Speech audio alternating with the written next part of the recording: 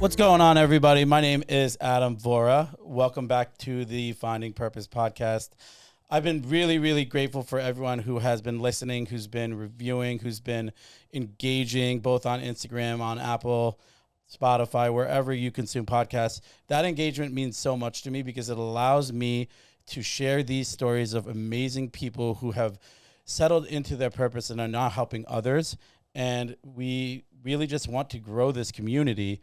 So all of that is so warmly received, and I thank you. Today, I'm super lucky to have my friend, the Dr. Jessica Chichester, and she is amazing. Me and her actually met an event that we actually didn't even meet at the event that I spoke at. We connected afterwards. Jessica owns Hout Healing Oasis in Stamford, Connecticut. We ended up doing a one-on-one. I went over to this amazing facility that she has with her partner, Peter, and it's just this place where you go in and you almost walk in your own, like the healing begins. That journey begins. They have 6 infrared saunas. They have this state-of-the-art massage bed. They're tracking all your metrics. They do classes there. They do retreats. But in addition to that, I learned a little bit about her past. Jessica is a world champion weightlifter. She's one of the world's strongest women. She's highly educated. She has 7 degrees, I believe. And just her insight and her aura is what really drew me to her, where I was like, all right, I'm going to connect you with my network. We're just going to like build this community and share, because that's what it's all about. Dr. Jess, pleasure. Adam, you're amazing.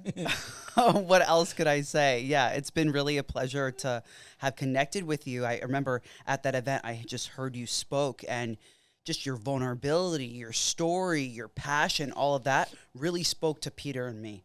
And so at the end of it all, we were like, who do we reach out to first? And it was really Peter who said, Adam, you got to reach out to Adam. That's amazing. So yeah, thank you so much. I'm happy that we've been doing this dance of connection and all the people that you've connected me to. So yeah, thank you. Hell yeah. And Peter is amazing. And I'm that makes me feel awesome to hear that. When I was up there, it was important for me to be vulnerable. It was one of the first times I spoke in front of a large group like that. And I was like, you know what, I'm just going to leave it on the floor. And I didn't want to be like everybody else. I didn't want to sound scripted. I didn't want to try to sell so much as to attract. And I think there's a real big difference between that. I love how you mentioned vulnerability. One of the things we do here is, there's parts of your story that I'd love to hear about, just the early days of your life and, where you originated from and how you grew to just being such a powerful human that you are now. Yeah, so, I'm into this healing world now, but I guess for anybody who's into a healing world or recovery world, it just started from a lot of pain. So when I was a kid, I was like not feeling well in my body. I think there were a lot of toxins, a lot of lead, a lot of mold, etc. in my environment.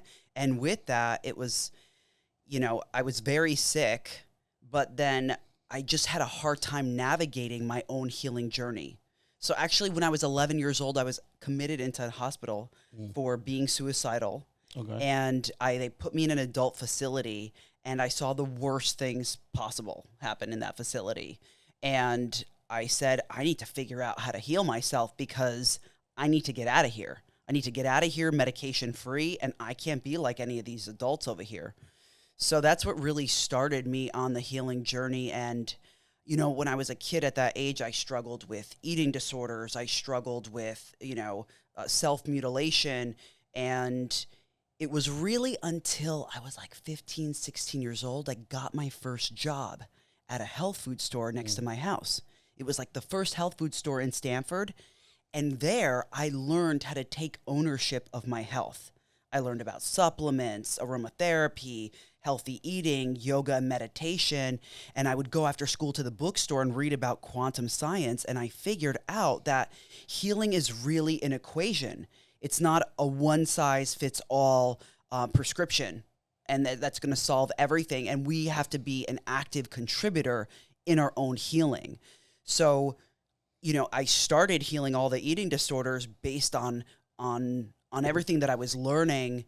And also I got into working out at that time, 15, 16 years old. And I got into working out because I was also, while I had that job, simultaneously taking care of a woman who had cerebral palsy.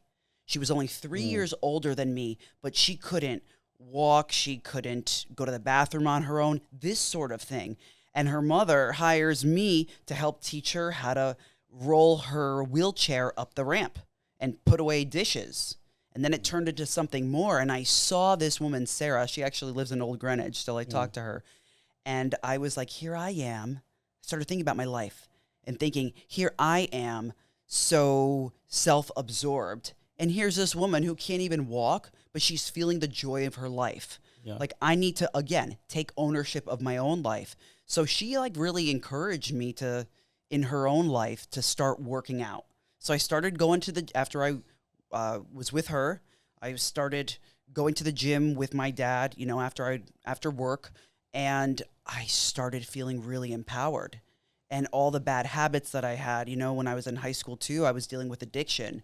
So all the bad habits that I did, I learned how to let them go by creating a new pattern.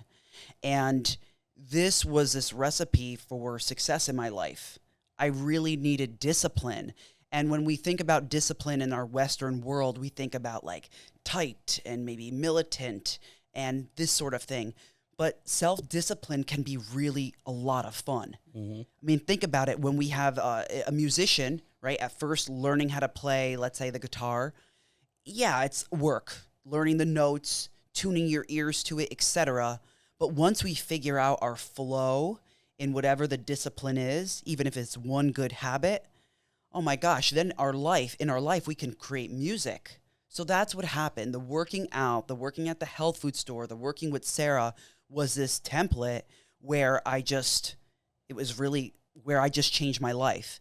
And I almost didn't graduate from high school. And I realized like, I need to get this together and focus and start from ground zero. And I did. And my life started changing. I want to talk a little bit about, where you led with, like when you were 11 and you had that experience. I mean, that's a monumental experience.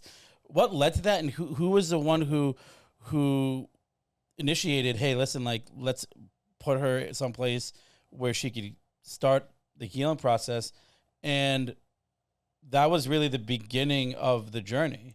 That was the beginning of the journey. Yeah. So my parents had me when they were very young. They got married when they were 20. So when they had me, they didn't really know what to do with me. Long story short, there was just a lot of trauma growing up. I didn't know how to navigate. And it was my doctor who was like, you need to send her away. So that's what happened. And even when I left there and I had eating disorders and all that, my parents were in denial. They had absolutely no idea what to do with me. I mean, and it wasn't in their generational wheelhouse. So again, I had to be an advocate for myself. And that's what I'm really a big proponent of. And that's my podcast called You Are the Medicine. It's like, we are the answer that we've been looking for our entire lives. It's in us.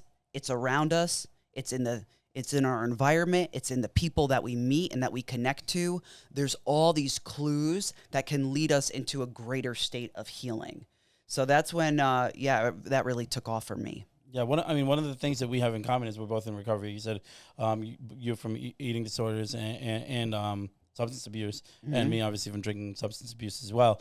It's so funny because recently I heard someone say that, we say that we're in recovery, but what do we recover? And we recover a relationship with ourselves. And I think that's like one of the most powerful things I've ever heard, because, oftentimes when we're on this journey of recovery, I learn new things about myself every day. It's crazy, and I never thought I would, but I probably could have learned a lot up until this point, obviously, had I not been using it, whatever. But like every opportunity that I see now is just an opportunity for growth and learning. And it's weird because I've never had that perception. I know you share that same value. Talk a little bit about that and that recovery journey and how it shifted just like the perspective and the mindset. Yeah. So you are so right. I feel like learning is the way to recovery. It's learning about our bodies, learning about our mind, our spirit, learning about our health, learning really ultimately listening to the needs of your body, but the needs of the soul. You know, so often we think of ourselves as like, especially I know you like to work out too. I still love to work out. Think about checking the boxes. Okay, I did this workout today. I ate this thing. Check, check, check. But what about the needs of a man's soul? What about the needs of our soul? Because that comes into equation. That comes into the tone in which we work out, the tone in which we approach food, the tone in which we approach our business, our life, our partner, our kids, etc. So literally, I think having that mind, spirit, that connection, when we can cultivate with that within ourselves, we can bring more joy, more healing, more motivation into our life. I like to say feeling is healing. For 7 generations forward and from 7 generations back. My friend Georgia says that in one of her songs. But it really is true. Feeling is healing. So when we can feel what we need and then stay open and look for the clues, then we can navigate our own healing journey. No, absolutely. And, you know, there's obviously going to be things that come up in your life, even during the healing journey, and the ability for me to not have to resort to what I used to hide from real life situations is one of the gifts of being in recovery and being on a healing journey. Can you talk about maybe an instant where you felt challenged and you incorporated your toolbox and was able to overcome something that you probably otherwise wouldn't have been able to had you not been on on this path? That's a really good question. So an instance where I had to kind of go back into my toolbox, where there was a challenge. Deep. Yeah, so I mean, I almost didn't graduate high school, and I had to dig deep there because I didn't have all the resources and even the knowledge to go forward. So I had to push myself. My parents didn't have money to send me to college, so I had to work 3 jobs while I was going to school and paying for it myself. And then when I started, you know, when my dad took me to the gym and I started getting into weightlifting, it was great. But then now, fast forward years later, I replaced one addiction for another. And so if we don't heal the traumas that happen, once we can face the things in our life, we can heal them. And I was refusing to look at them. Instead, what was really cool that I did in some component was get all that trauma and transmute it into becoming a really great athlete. You know, I was training with Olympic athletes for the hammer. I was doing the weightlifting. I was training world's strongest man. I was doing all this, but I was operating out of a broken system where as a female, I just felt completely vulnerable and unhealed. And I had to like prove my strength to myself. And I was operating what I call the broken masculine. And that was really, I transferred one addiction for another, and I got really caught up in that weightlifting world for some time. Granted, it gave me some, you know, accolades, but at the end of the day, 10 years later, does any of it really matter? Well, yes, it's part of my story. I wouldn't trade it, but in hindsight with the rest of the world, does it matter? No, not at all. Nobody remembers your name. Nobody gives a shit. Like, it's just about how we can impact people. That's what it is. It's how are you going to leave a situation, a classroom, a job, a connection?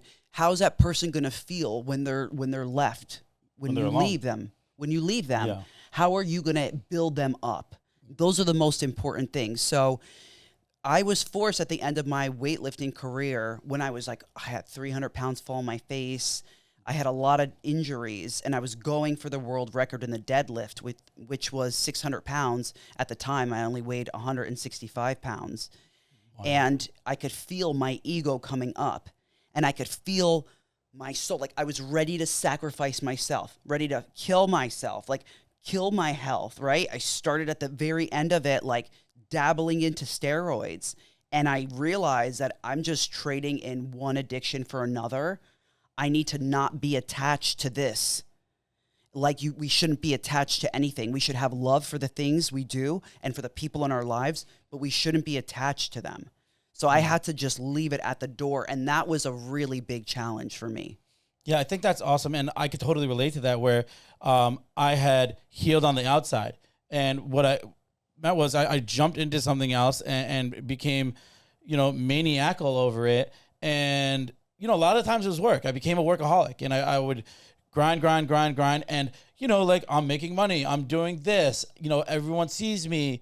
On the outside, it's like I had the appearance of someone who was on the path of recovery, but deep down I was miserable.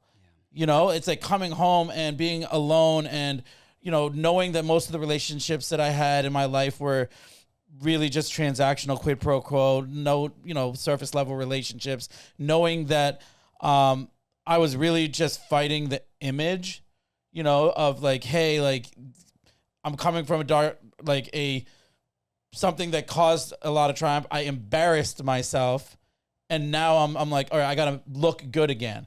And in the meantime, I wasn't doing the internal work, and I can relate to that, where it's like you're on the top of a mountain, and like, what is it for? What does it mean? How am I going to feel about it? Because there were some dark times where I would come home and it would be a great day, and I was on the upswing from the outside, and like I would like just break into tears, and especially in the years following my mom passing away, where I'd maintained some level of sobriety and I was working hard, and it looked like I had stepped up during her passing. Meanwhile, there was a lot of deception involved also. Yes. Where it's you're lying to people who love you, because not really to hurt them, but because, like, they've done enough and they've given so much, and you just want them to have some peace of mind that you're okay, even though they know you aren't, you aren't. And it's just like such a weird hamster wheel. Wow. It's crazy, right? I really relate to that. Yeah.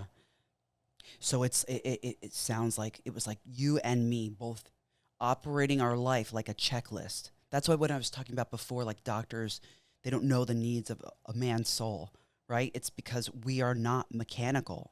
Like we have our emotional bodies tied into everything we do. And to operate like we're just a checklist of getting things done, it's really a recipe for disaster. I was the same way, type A, really go get it, go work, get it done, right? Almost didn't graduate from high school to 7 college degrees, like was totally working on overcompensating. Yep. I mean, that's what a lot of that was overcompensating, trying to make myself feel worthy and worth it. And yeah, it's exhausting once you come to the point where you can just surrender it all. Mm-hmm. Well, it goes back to what you said, feeling is healing. This entire time I'm doing all this thing, I'm not really feeling anything. Mm-hmm. I'm thinking that, all right, like once I hit this income tier, I'm going to feel great. Like that's going to validate me. Nothing. Once I get this accomplishment, I'm going to, it's going to transform my life, and nothing. Mm-hmm. And when you're on that cycle, then yeah, you're just going to keep trying things. But really, I wasn't feeling anything. And one of the coolest things now is when you start to feel things. At first, it's really scary. For me, emotional regulation is something that I talk about a lot because I prioritize it, and I think it's very important. Yeah, and I really do think it is a superpower. When you can regulate your emotions and you can check, okay, that's anger. Why am I feeling it? What's the root of it? It's rooted in fear. What am I afraid of? And that's kind of like the flow chart that I go through when I feel things. And sometimes, some days I'm good at it. Some days I'm not that good at it, but when I get into the habit of diluting my feelings and really getting to where the root cause is. And sometimes it's like, I'll see someone in Costco from a memory from like years ago. It's like, that guy fucked me over. And that memory has been buried for so long. And then I'm in the car and I'm like a little irritable. And it's like my subconscious brewing and being like, like bringing that back. And it's just like little things like that that I've been noticing. But like, I'm so grateful that I'm actually feeling it. Yes. It's about facing our shadows. I always, feelings are good, but they don't come first. Mm-hmm. And I think it's like another line was like, feelings are great indicators, but they're horrible leaders. Feelings aren't facts. They're not facts, right? But I do feel and believe, no pun intended, that every person that comes into our life, if we can operate from the vantage point of that person, that situation is my teacher, and learn whatever that medicine is, even if I got to choke it down, right, from that person, or see what I need to heal, then that's how we get better. And something that's really helped me do that, because when you speak a lot about emotional regulation, oh my God, like I used to have such bad anger issues. I remember being interviewed for a magazine for weightlifting, and they said, if you weren't powerlifting, where would you be? And I said, in jail or anger management. Because I was funny. Like, yeah, I really had a hard time regulating my emotions. I would get so angry, and it was great at the time. I channeled it. But then after, right, how was I going to deal with stopping the sport and retiring and just like completely going off the grid? And now I'm in a relationship with my partner who turned into my husband, and I'm like, I could start seeing some of those old unhealed patterns, even generational patterns, right, from my dad, the ex-military, right, who started coming in and all his PTSD. So I was like, that's when I got together with Peter is when I realized I don't know shit about emotional regulation, right? Because now I'm with him and he's grounded, but now there's 3 kids who are definitely not, and they're bringing up all my shadows. So literally, we got engaged and I ran back to therapy because that was the best thing that I needed at that time. I was like, listen, the fire that I have inside me could either be used to cook or could burn down this whole house, you know? And I was like, I need to not sabotage my life going forward because I know I have somebody who's so healthy and good for me. And I want to step up to the plate and be like the healthiest version of myself to see him fly and our relationship soar, you know? So that's when I really started taking a deeper shift with myself. But I had a hard time while I started dating him and we got married. I was working on myself, but I had a very hard time living in my body. My whole life, I had a hard time living in my body, hence the addictions and all of that. And even the working out, the compensating. And when I retired from weightlifting, I decided to get breast implants. And then a couple of years later, I got butt implants. And I was like, okay, you know what? I'm going to trade in my bicep for boobs. I'm going to be like ultra feminine, because I used to be so jacked, like I would have guys sizing me up. Right. And like, it sounds funny when you're in it, fine when you're in it, but then when you're out of it, out of that scene, it's not.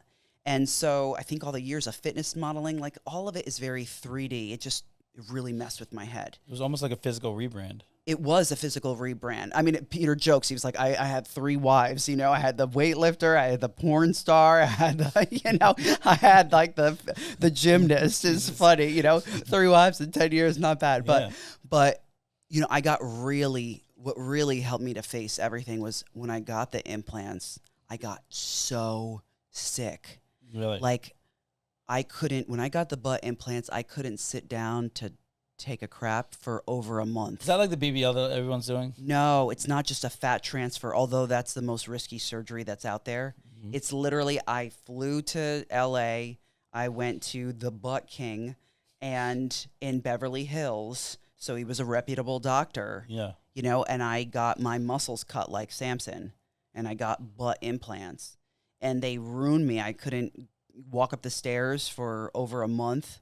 I was eating while I was kneeling on a church pew that I got from the thrift shop. Really? Yeah, and it was horrible, and I pushed myself through this like holocaust in my body for almost 7 years. And during that time is when we got an infrared sauna. So we got an infrared sauna for the house because Peter hurt his back on a fire call. As a woman, I was just like putting everybody's needs before mine, so I was like, oh, he needs it, so let's get it. And then I realized, like, oh my gosh, this is helping me. It's helping my skin, helping my sleep. But I would wake up in the middle of the night in these toxic sweats with like pure anxiety like I never had in my life. I didn't know. Every day there was a shadow of death on me, and I would crawl my way into the sauna, and it was the only relief. And so then that's really, but I didn't know that I had implant illness. I didn't know what that was. Yeah. It wasn't even a thing back then. Mm.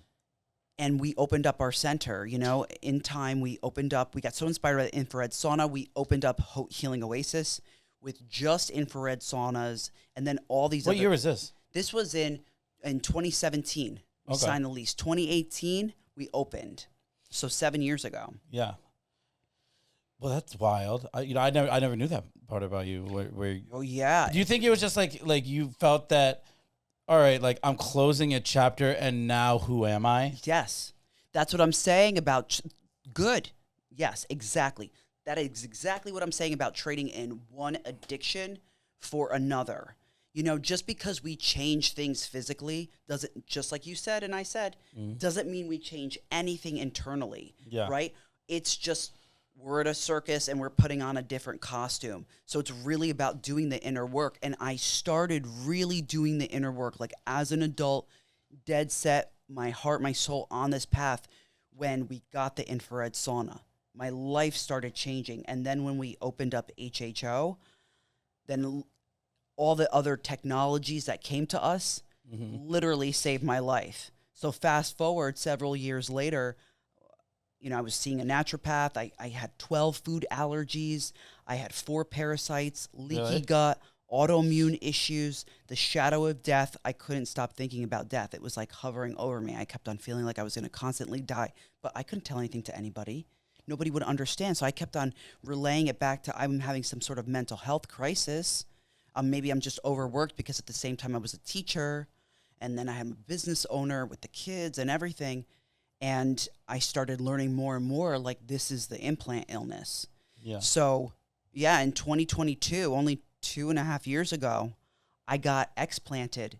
It was 10 hours of surgery, 3 hours of emergency surgery, top explant surgeon in the world. And she looked at me after and she said, Jess, I have no idea how you're walking. I've never seen this amount of inflammation come out of anybody's body. And she attributed it to the tools that we were using at Hout Healing Oasis. And so my testimony is really based on that. It's like those services saved my physical life, my mental health. They helped me detox from all these heavy metals. And then all of a sudden when we start feeling healthier, right? Like physically, mentally, it catches up and our whole life starts changing. So all those years of depression and body dysmorphia and everything just crumbled away. It was the path that I needed to take, but I'm just so grateful for my health and my life that I've restored it. Yeah. I'm just going to ask kind of like a big picture question in regards to this. Nowadays, body modifications are very readily available and popular, and you see people all the time, and you see people on social media. And, what is your opinion on that, having gone through that experience and just how it's almost jammed down your throat where that comparison game is like, oh, she's got this, I want to get this. Or even men are doing it, when it comes to the TRT and all these other things that men are doing in order to improve their image. You've been through it. Yeah. What would be your message behind that, especially like it's just getting thrown in our face now? Yeah. So you mentioned it's a really good question. You mentioned a couple of things, so I'm going to answer this in like probably 2 different ways. Okay. One, when we're looking at something like hormones and, TRT, testosterone replacement therapy, any hormone replacement therapy, there's a lot of factors to consider. So number one, the purpose of anything, I know that we're spiritual beings living in 3D. I think overarching theme is it's important for us to feel good. And yes, we want to look good. When looking at something like TRT, it's important to look at like a hormonal panel and see your age and see what other lifestyle and diet modifications you can do in order to naturally get that testosterone or the estrogen, whatever it is, up. And the problem with the society today, which is where HHO comes into place, is we are in the most toxic time known to man, period. Detoxing is not a luxury anymore. It's a necessity. We're around forever chemicals that disrupt all of our hormones. Our thyroid, contribute to hair loss. unexplained weight gain, depression, etc. They're in our clothes. They're in our water, our toothpaste, our furniture. They are everywhere. We have over 1,500 chemicals in the United States in women's products that are completely banned in Europe. So nobody is advocating for our health. And these toxins are staying in our body. They cannot get out with diet alone. We need to detox. It's like the whole system. So toxins get stored in the tissue and in the nerves, and they go right to the brain. So we need to detox all of that, right? We detox them by using infrared sauna, by using something like Beamer or PEMF, vibration therapy of a specific caliber. Can't just be jackhammer ones at the gym. These sorts of things detox a body and help to clean out the car engine so everything can go back to regulating itself. So for me, right, thyroid was almost shut down. Again, I detoxified using the devices, diet and lifestyle modifications, dipping in and out of a fasted state in order to allow my body to do what it's meant to do, which is to heal itself. Yeah. So that's one thing. The other thing in terms of like, what I would speak to in terms of people with, wanting to do body modifications is really genuinely looking at what is it? Is it safe for my body? Is it going to give me short-term satisfaction or long-term? And during that time, that's hard to gauge a bit. Yeah. But I know specifically that if it's something like silicone, don't get it in your body because implants have over 38 carcinogenic materials within the implants. They start forming micro leaks the moment that they enter your body. Implants are a no-no. Anything else? Somebody wants to get a nose job or things like this, or maybe get a little bit fat gone. I can't fault it. Yeah. I would say go to a good reputable doctor. The psychological impact. Yes, and in terms you've of been on getting that the journey, implants or getting them out. In terms of just making the decision to do it.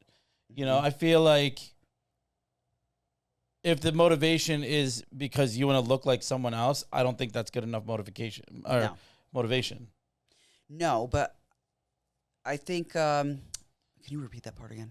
Like when I think people, I'm disassociating. No, it's all good. When people like make the decision, I think there is an influx of just media and comparison game. Yeah. And that's really fueling a lot of people to want to make physical changes to their body when, they're not doing the work internally to match that. Like we all have different perceptions of beauty. I'm not judging anyone who does make those modifications. If they're happy, awesome. Yeah. But I want them to also be happy inside. Definitely. That's what I would wish for them. Yes. What are your thoughts on that? Where it's that earlier you had alluded to having that physical and that spiritual connection when you're incorporating artificial modifications to your body.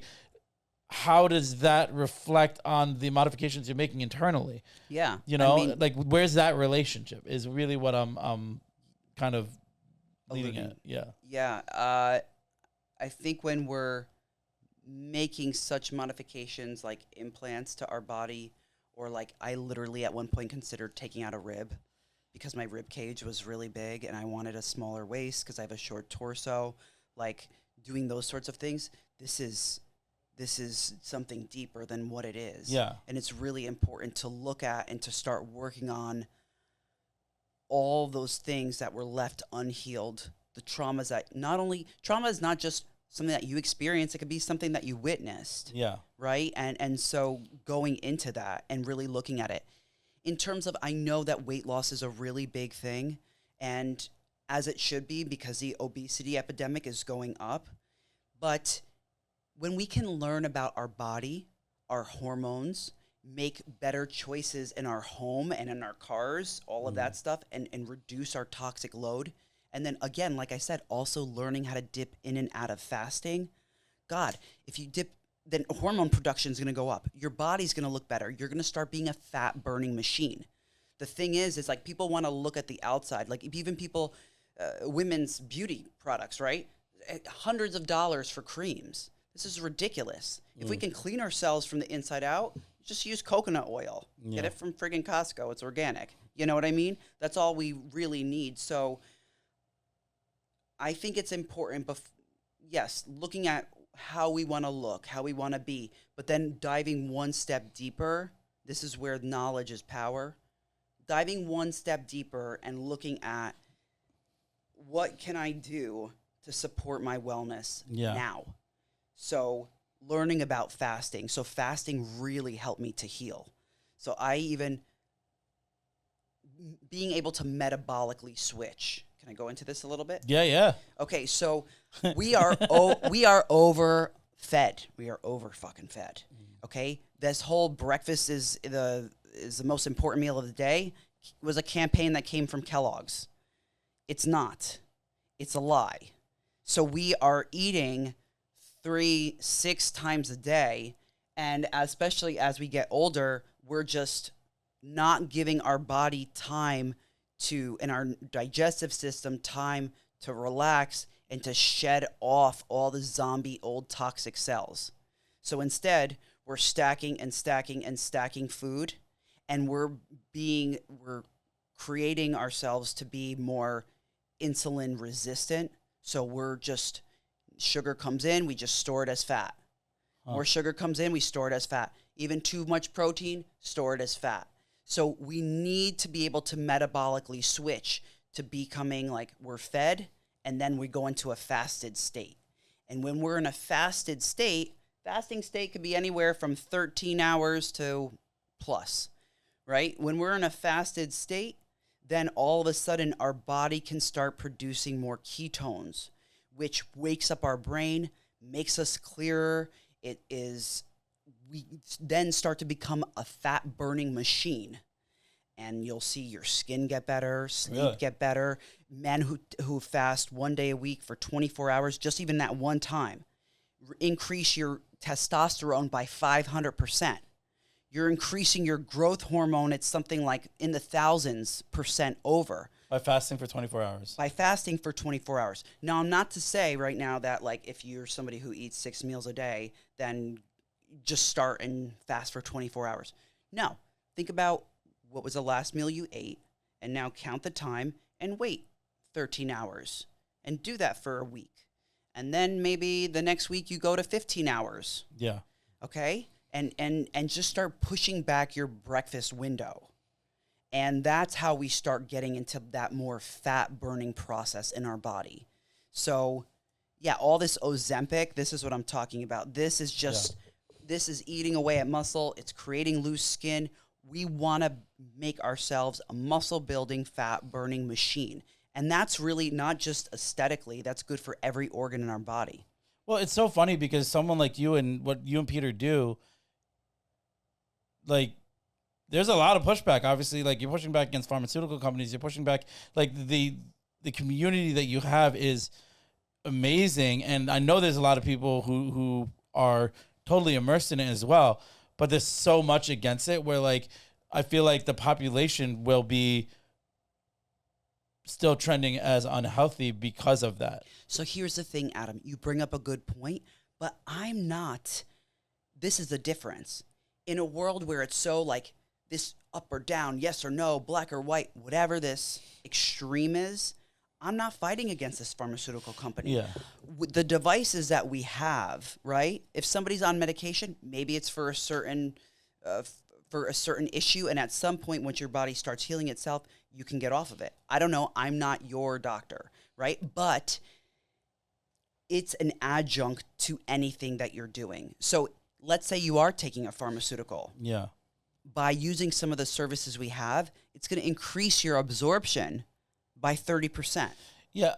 I mean, I guess what I was really saying is I wish that folks like you who are carrying this message, I wish your voice was louder.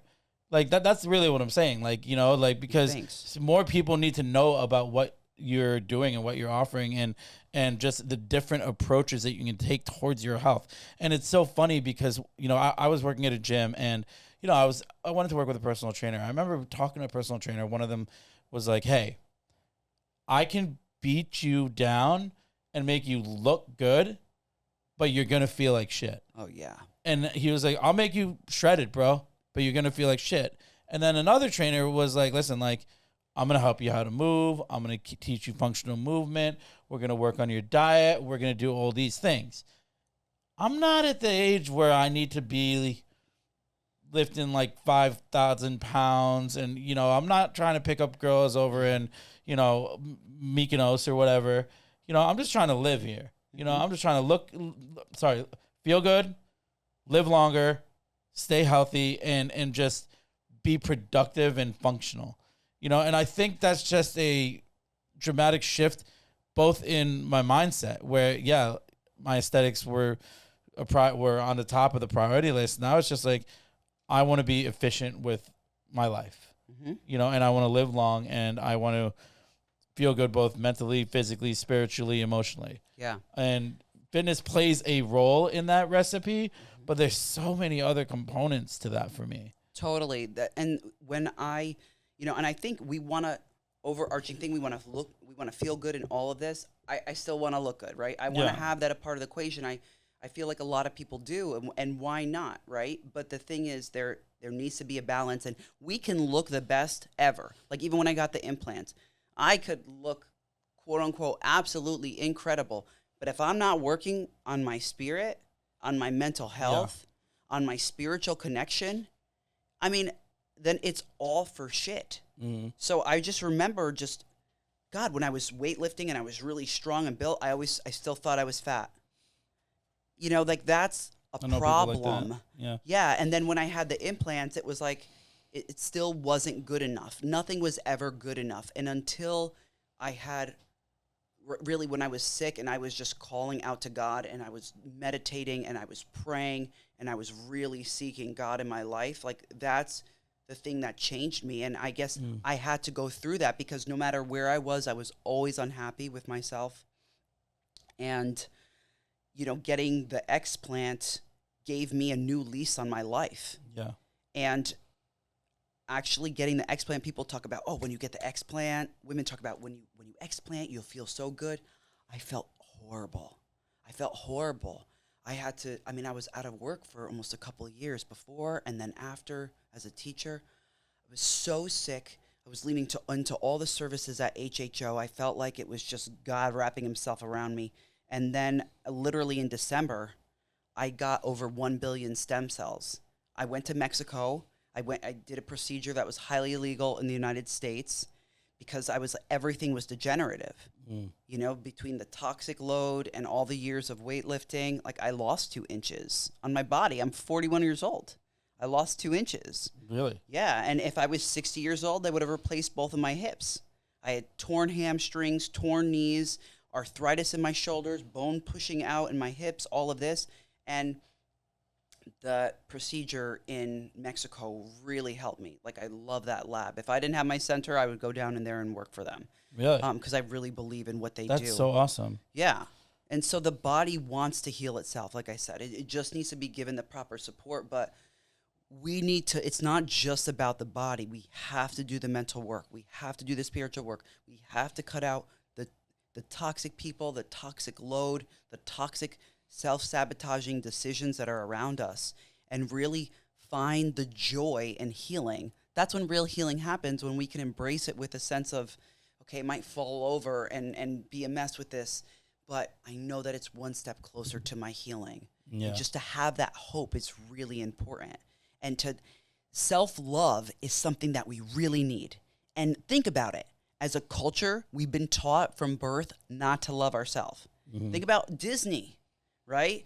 Oh my gosh, here's the role of a man. He's going to come and save a woman, right? And then she's a damsel in distress and needs to be a princess. Yep. Right? And so we have all these screwed up cultural narratives that are raising us and not our parents. I mean, I saw that as a 20-year school teacher. I saw that epidemic of the media raising kids that nobody knows who they really are. Yeah. And so to do that deep dive and to be on a quest of self-love, it's the most rebellious, expansive thing that we can do in the lifespan that we're here. I love that. And the quest for self-love. And for me, that really started with my recovery journey. A lot of the reasons why I was abusing myself was because I didn't love myself.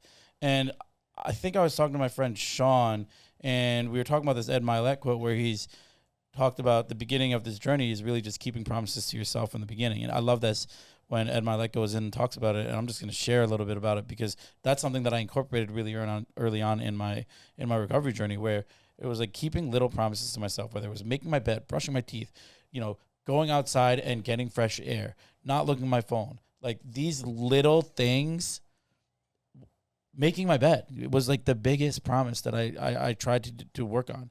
And that's just kind of just building that self-confidence. Like, okay, like I told myself I was going to do this. I was going to do this because I was the one who let myself down the most. I was the one who said I was going to do something and didn't. I was the one who pledged to be at this point in my life, at this stage of my life on this given date and didn't. So I had no confidence in any promises that I've ever made for myself or any goals that I had made for myself. And that was really the beginning of the journey, where it was just like building that, self-confidence on a very, and that was a foundation. And I had to build that foundation because now really the rest of what I do kind of lays on it. And so it's like from self-confidence, that would eventually go to like self-respect, and I look at it as there's different ladders. You have your self-confidence, you have self-respect, you have self-esteem, and I think self-love, there's a bunch of other selves between that, and self-love is where we're aiming for, and as I climb that ladder, I'm slowly feeling better about myself. I'm slowly trusting my own word. And that, I think in itself is really powerful, because I think that's what you're absolutely right. That's what this whole journey is about, loving yourself and kind of looking back and being like, hey, that 11-year-old Jessica, when I'm like 80, how am I going to communicate to her? What am I going to say to her? Hey, thank God you didn't make that decision, because look at you now, and that's, I just got like chills up my spine thinking about that, because for me, like I think about the little boy that I was, and how I would define things that they were really happening to me, and it wasn't just part of the journey. And sometimes it didn't really happen for me. Like I get like when people say things happen for you, not to you. No, sometimes it just happened, Yeah. And I just had to accept it. And, I had to accept what happened. I got to accept how it affected me. I got to accept how it affected relationships, the whole nine. Just accept it, man. And that was that was the biggest part of it. Just like accepting, like, all right, I'm not starting from zero, because I have, 35 years of this journey as my resume to see how resilient I actually am. So that time is not wasted. And I think a lot of people think that, all right, I'm not where I am, or I made these mistakes and I'm starting, with the tank on E. No, you're not, because you could use all of the things that you've gone through to make sure that you're never in those situations again, that you're applying a totally different thought process, and everything is motivated by growth and the ability to, hopefully someone's watching you and they're learning, and they're not going to make a mistake that you already made, because that's really where I find my purpose. Yeah. What I'm hearing from you also that's so important in the middle of all that ignited is self-forgiveness. See, when we can love ourselves, then we can forgive the imperfections that are still perfect for us on our path. And when we love ourselves, we can offer that same forgiveness to other people, even to that kid that you might have seen in Costco, right, from high school that bothered you, and that you might have that twinge. But jumping into a state of forgiveness is easier when we're doing the personal work. And so this is the highlight of our journey, is when we can love ourselves, then we know our worth. We know what we will and will not accept in a relationship, any kind of relationship. And we know what kind of person we want to be to show up for that. I think it's so critical what you said also about making promises to yourself. I always say, like, celebrate the little wins. Yep. Because the little wins are big wins. So we're not used to, like, being so excited about things, when little things that we do them. Okay, yeah, I just brushed my teeth this morning. Okay, I fixed my bed. Okay, who cares?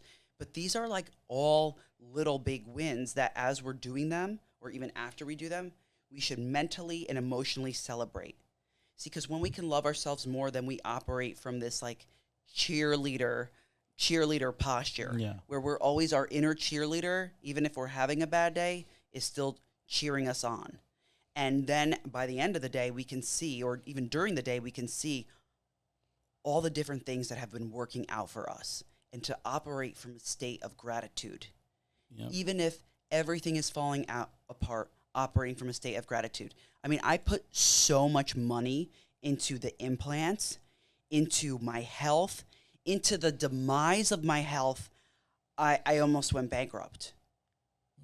I mean, that's big. I have huge, 3 yeah. kids that I'm raising. Yeah. Like, I almost lost everything, right? Especially by the end of it, where I was like, I need these stem cells because I can't walk a quarter of a mile anymore. Like, I can't live like this. And it's been a journey over the last 2.5 years, not even 2.5 years, but to be honest, of forgiving myself for making those choices. But I operate from the point of I'm leaning more into my self-love. This is my story. This is what I needed to go through. And it's given me great humility for other women and for other people going through this, to say, like, that's what my story is here for, to help other people and to not operate by shame. I felt so much shame. I hid the butt implants for years, right? I felt so much shame about it, but there's so many people who are screaming for help. And so it's up to us as heartfelt leaders who are finding our purpose to reach and to meet people where they are. It's so true. And like one of the biggest parts of turning that corner, I think for me at least, was that inner self-talk. And it's so funny because now I reflect back, when I was a wild boy, like my inner self-talk was so confident. Meanwhile, I'm living shift from shift. My parents are locking the door because literally, like, we don't want you coming home drunk. We want you sleeping. Like, I would sleep on the deck outside my patio, on my back patio at my dad's house, because it got to a point where I was coming home repeatedly over and over, and I would pull the patio furniture padding, show up wasted, probably dents on my car, stumble up the back steps, and it was right underneath their bedroom, where I know my parents were up and they were just like, thank God he's home. But they wouldn't unlock the door. I would lay down there. Meanwhile, like, my inner monologue is saying, you're the man, like, you're untouchable, like, all these things. And because no one saw that shit. They just saw me at the bar buying shots. They just saw me, like, flirting with a girl at a bar. They didn't see what I was coming home to and what the terror that I was for my family. And it's funny because that arrogance that I was feeding my ego with, when I really had nothing to stand on, when I turned the corner this time and, now I'm actually doing things. And sometimes I got to check my inner self-talk, especially early on when I know I'm making the right decisions and I know I'm doing the right thing. And I'm still like, you're such a piece of shit, because I'm living in that rubble of the past. Even though I'm on this path of wellness, I'm on the path of growth, I'm on a path of recovery. That was when I was like most critical, even when I was doing good things. And now it's like, that's part of that emotional regulation thing, where you also have to talk to yourself with the respect that you deserve, and realistically, frankly, like, I'm very realistic with how I treat myself. Like, hey, Adam, like, you shouldn't have done that. Like, I'll be driving in the car and like talking to myself, like, what are we doing next? And having conversations with myself. And, I always say, like, God's sitting right next to me too, so he's kind of in on it also. And I think that's really important because it shapes the way that I feel about myself. Like, you talked about the self-love, the self-respect, the self-forgiveness. And part of that was how I treated myself. Because if I spoke to myself the way that I did in early recovery now, I don't know if I would have made it to the 2+ years of sobriety that I have now. I think eventually I would have been like, all right, like, just revert to what makes you comfortable. Thank you for sharing all that. Yeah. that self-talk is so critical. I'll tell you, I was like you, fighting with it my whole life. I'll tell you, the first time I did ayahuasca, I felt more self-love than I ever did at any point in my life. Mm. And that was when things shifted for me. My life started shifting for me. Doing that plant medicine in a very sacred therapeutic container and taking that time to heal. So, I mean, every time that I do the plant medicine, the ayahuasca, wachuma, the psilocybin, I'm very ceremonial. So I like the safety of things being done in a ceremony, not like, let's go take these things and go party. Like, yeah, I guess that could have its time and place, but not really in my life. Like, doing plant medicine, it takes a lot of courage. It takes a lot of work. It's like when you do ayahuasca, it's last time, I mean, I was just, oh my God, it was torrential. But it reminded me, I'm sweating. It felt like I had this flu. I'm shaking. And I can just hear the shamans all singing in Icaros, which is like spiritual song. Where was it? This was in Ecuador. Nice. Yeah, so I felt like I was a little kid that was sick, and nobody was over there hugging me right now, but everybody who was singing was energetically hugging me. It was like the mom that I needed or didn't have, so I could go in and do the inner work. And I had done ayahuasca previously, and it felt like, oh my gosh, I'm so afraid of getting that sick. But getting that sick was like the best thing for me. And it was that first time doing it, though, was such a transformative journey for me. I mean, I couldn't have cleared these things in 3D. I was in therapy since I was 11. I'm 41, right? So I couldn't, and I was self-medicating with working out and everything else, right? I couldn't have cleared these things in 3D except when I did that medicine and was able to look at myself and look at my life on a whole different level that I never did. And it healed things that I couldn't have in 3D, like my relationship with my parents. It started healing, and it's still a work in progress, but it's on a path, right? It's on a communication path instead of, angry or chaos, right? Resentment. Exactly. And starting to feel more, just starting to feel bad for other people's unhealed trauma as well as my own. So doing the plant medicine in a safe container took me on a path of healing and also of detoxing my body like I never experienced. It came right at the exact time that I needed it too. One of my friends, Chris Rushing, he was actually on this podcast as well. He did the psilocybin, and he said one of the key things to doing. I personally have never done it, and I don't really think I ever would now.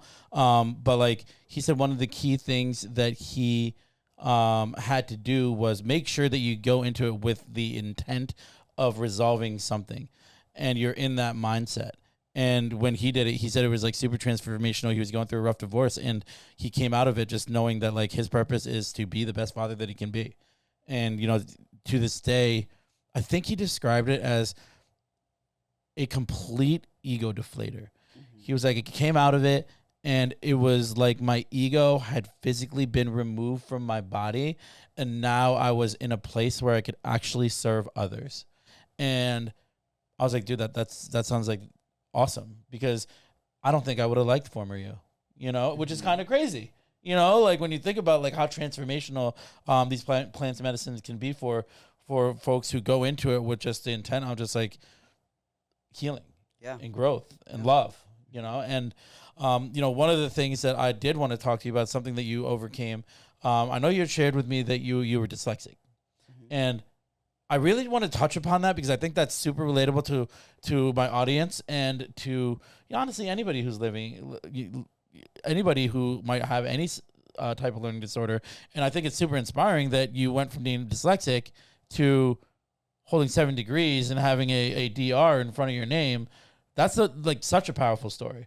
Can you share a little bit about that? Yeah, thank you. I guess, when I was that kid, going back to that story, when I was a kid and at the health food store and then was reading all these different books at the bookstore after school, I really learned about the power of my mind and how to reprogram my mind and change my mind. And so, it's been a new thing, doing affirmations and all of that. But I guess that's all part of it. Everything that I've talked about to this point is all part of it. And it's been part of my healing and my healing with ADHD as well. But also, I think it's about, like, again, coming back to ourselves and really listening to what we're saying, what you're saying on the inside, and doing things that are going to support that. And then, when you find a subject that you like, right, then you like it. Yeah. I didn't just get the degrees just to get them. I had a dream about a couple of them. One of them, I woke up, I called Fairfield University, and I was like, I had a dream about getting a degree for free, whatever. Do you have any free degrees? And my professor, the head of the program, said, well, actually, we have one federal grant left for an international teaching license. So you could teach English to non-native speakers. She's like, well, with your background and the other degrees you have, like, you're in the program. And what are your degrees, if you can list them off? I'm sorry. No, that's okay. I think I'm just so fascinated with it. English, psychology, public health, linguistics, cultural studies. What are your and holistic life counseling? My PhD, metaphysics. Metaphysics. Okay. Yeah. Wow. Yeah. I don't know. I love that. But so here's the thing. I think it's important for us to find things that we're interested in and go toward them. And to be honest, I feel like education can make us even stupider. Like, I lost part of myself while even getting the degrees, because I'm a school teacher in a public school system, and you're supposed to be like this carbon copy, government citizen and check all the boxes, and you lose some of your critical thinking and autonomy, which is so screwed up. Well, the thing I appreciate you the most is, like, you're so educated, but you don't come off as an academic because you keep your mind open to all these different avenues that you can absorb knowledge. And I think that, sometimes you come across these academics where, like, this is black and white, this is how it is. And it's because they are institutionalized by being in school for, say, 8 to 10 years, where, like, that's all they know. And it's not their fault, but, my dad's like that. My dad is an academic. He got his PhD by the time he was 20, 21. Everything's black and white. This is how I learned. This is how it should be. And, he has been actually very good of late of just being very open-minded to my perspective, but I have to unpack everything for him.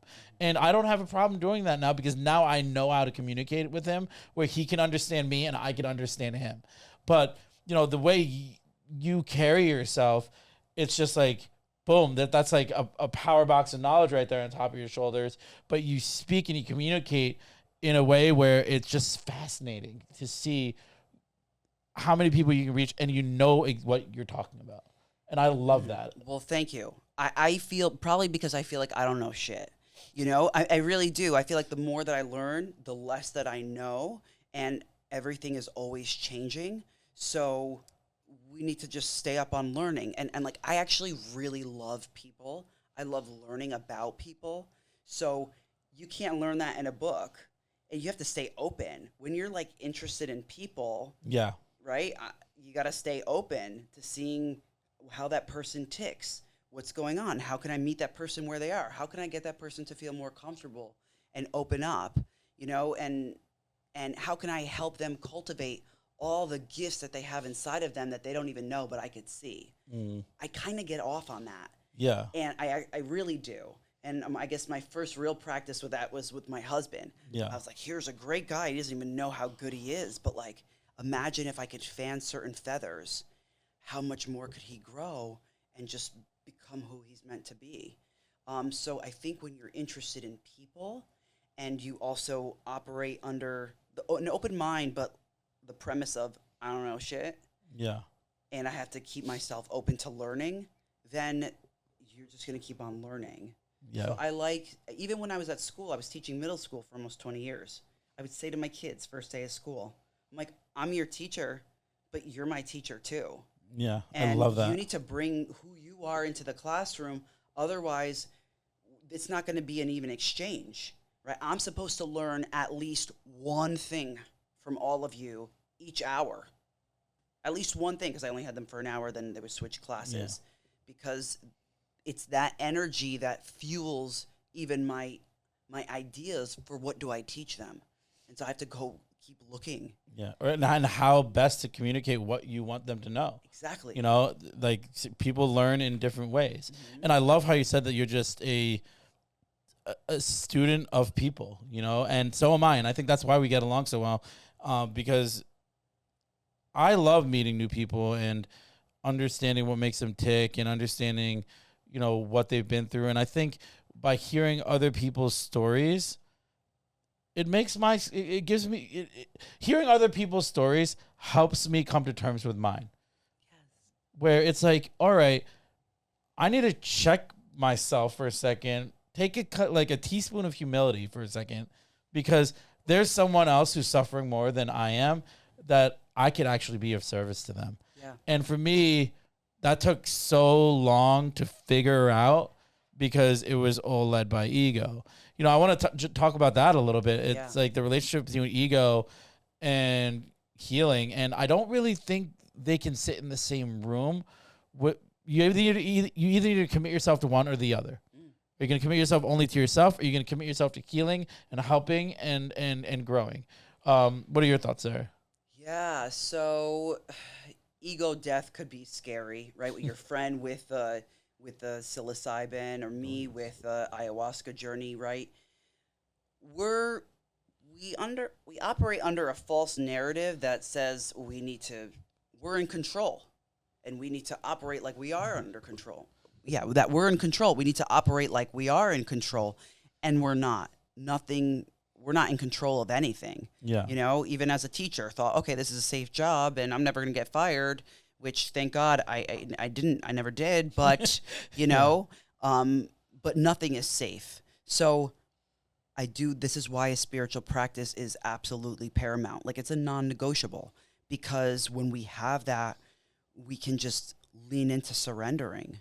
And that's it. It's like, sometimes I've said this, especially when I was on my healing journey: God, I did my part. Now you do yours. Yep. There's only so much to do. So to operate under that motion of surrender is critical. I mean, and I don't think anything takes you there like plant medicine. No, because absolutely. We're always fighting with a lot of stuff our whole life. And so I'm kind of curious as to like why you never want to do plant medicine. I don't know if you want to go in this route. I mean, the reason I don't want to do plant medicine, because I feel like it would jeopardize my sobriety. You know, by taking a mind-altering substance. That's where I've categorized it. I also don't want it to be a trigger for me. You know, I hold my sobriety very sacred. Yeah. And anything that I think that could rustle its peace, I don't want to invite in. And it's not because I don't think it would help. It's not because I don't think I could go into it and get something out of it. I absolutely do. It's a little fear, you know, it's a fear because as of right now, I'm growing at a pace that I'm myself am surprised.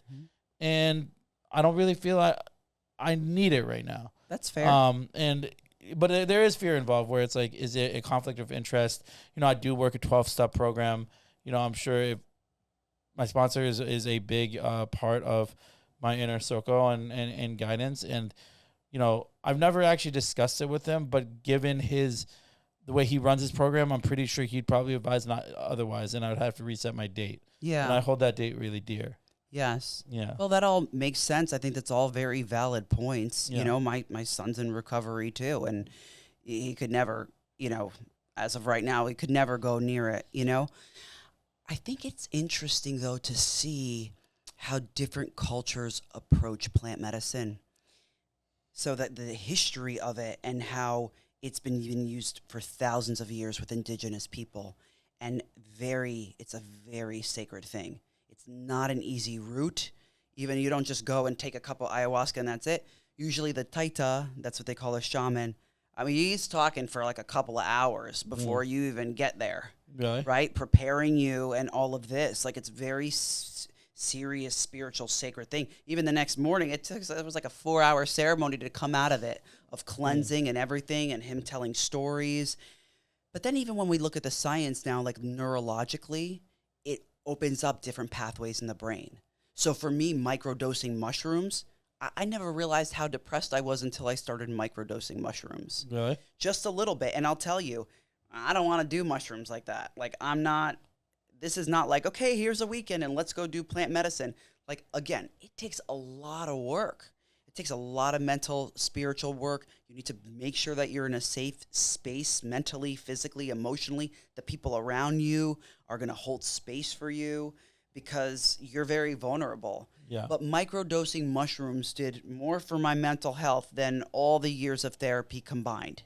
It just like lit something else up in my brain to where I was able to, it just like pushed the veil away to where I was able to like clear my thoughts and be more creative and organize things, and just everyday tasks. They weren't so daunting or heavy. Like, I can clean these dishes now. You know, it was more from a sense of like ease, joy, grace, and flow. And so I attribute like the last couple of degrees I had to Hout Healing Oasis, microdosing mushrooms, you know, awesome. And some CBD products too. So it's sad that our culture thinks of them as substance abuse and has pinned them like that. And that's how the media has pinned them. But when we look at like indigenous cultures throughout the world, these are like very sacred plant medicines.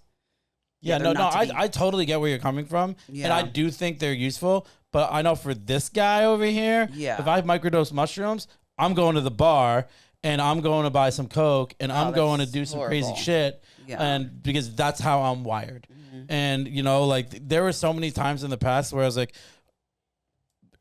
I look at recovery and like letting go of a substance very much as grief. You know, I'm saying goodbye to a crutch that was my good friend for a very long time. So you go through the bargaining where... I really like that. It's true. You go through the bargaining where you're like, all right, I'll just drink on Sundays. I'll just drink on Saturday. Bargaining doesn't work, right? You go through the denial. I'm not an alcoholic. What are you talking about? I can control it. You know? Mm-hmm. I look at recovery as going through the 5 stages of grief. Mm-hmm. Anger, bargaining, denial, depression, and finally acceptance. And on my journey, I've done that, you know, where there was a period of time where I was just like super angry at the world. No reason. I was doing whatever I wanted, but it was rage infused. The denial. No, like I don't have a problem. I'm good. No one could tell me what to do. Mm-hmm. You know, the depression where this is all I have. You know, and then the bargaining was probably the most powerful thing. And that's why the microdosing for me would be difficult, because it would be like me making an exception to what I've established over the past 2 years. Mm-hmm. And that's just not something I'm willing to forfeit, you know, because I've come to a place of acceptance, which is the last pillar, where it's absolutely, I cannot put any foreign substance in my body, and I've accepted that, you know, and in that acceptance, it has just been a domino effect of me accepting other things as they come to me. And I think like really like when I can accept that I'm breaking up with one of the biggest things that I leaned on for much of my adult life, you know, I can pretty much accept anything that comes to me, you know? Yeah. You know, and it's crazy because it's a perspective shifter, you know? In accepting that, I was, you know, able to accept my mom's passing. I was able to accept other decisions that were made in my life that I feel like negatively affected me when it was just life. It happened. Yeah. There's nothing I could do about it. I could play the victim and drink over it and hurt people around me, or I could accept it and be the best person and grow from it, you know? Yeah. And that's really why I wouldn't. But well, I'm proud of you for like understanding yourself and staying on your path. And it sounds like you have a really good support system of people around you. I think, you know, everybody's built differently. You got to do what works for you. Yeah, well, you know, I also think that, you know, you hear this a lot in the recovery space where they say connection is the opposite of addiction. You know, and when I connect with people like you, and I connect with, you know, some of the other guests that I have, like that's what fuels me, being able to connect with like-minded folks. And, you know, I don't even have a palate for surface level conversation anymore. It's very exhausting almost, where I feel like I'm going back into a persona, and I really just want to be myself because I've accepted me. Yes, as you should, because You you're know? fucking awesome. That's probably why I like talking to you. Another reason. Yeah. Yeah, because I don't like going surface either. I can. Yeah. You know, I get it. Well, that's the thing with us, and this is why it was so important for me to have you on. You know, like one time I had to cancel, one time you had to cancel, and I was like, you know what, like this is going to happen because we when we talk, we connect on a very just deeper level. You know, the conversations are just, I'm gonna leave here and feel good all day. Me too. You know what I'm saying? And like, I know that. You know, but I know we are running a little bit close to time, so I do have a few questions for you. I'm going to personalize this rapid fire for you because there's information that I think that you have that I would love to share with the audience. What are 3 essential components of your routine, per se, that you incorporate daily to continue to feed your spiritual path? Yeah. I organize my time. So in the morning, right, prayer, meditation, get my body moving, you know, doing something positive, having my warm lemon water, things like that, right? Praising God, getting outside for a few minutes. Morning routine is absolutely critical. The brain is open. So 3 things that I do in my life. I guess I check in with myself during the afternoon, right? If I need a break, if I need something, I need to do a state-changing behavior. Like even if it's like smell an essential oil or have some extra water or just move a little bit. And then doing the same thing at night. So again, checking in with myself. At night, I like to stretch, have some soothing activities. So I've really organized my day, my mind around the sun. So really, yeah. So high energy in the morning, right? High energy, getting myself geared. High energy in the morning, the afternoon, and then really be mindful of like my diet, what I'm ingesting, what I'm listening to, watching, etc. as the day goes on. And so, yeah, I mean, I cut out caffeine very early on. And by the time I come home, you know, I just get into more of a soothing space. Yeah. Where I wear my favorite pajamas. I'll, you know, put my music on, relax maybe with the dog, with Peter, that sort of thing. So I do things to unwind. Organizing my habits in like a very calculated but flexible way is really important for me. It's like I need to move every day. I need to connect with my spirit every day. I need to check in with these things a couple of times a day. And I like checking in with these things. And like, I need to be out in nature. Like I need to get out in nature and like hug a tree, go for a walk, something of that nature, go by the water. That's what really helps me. I love that. I love that.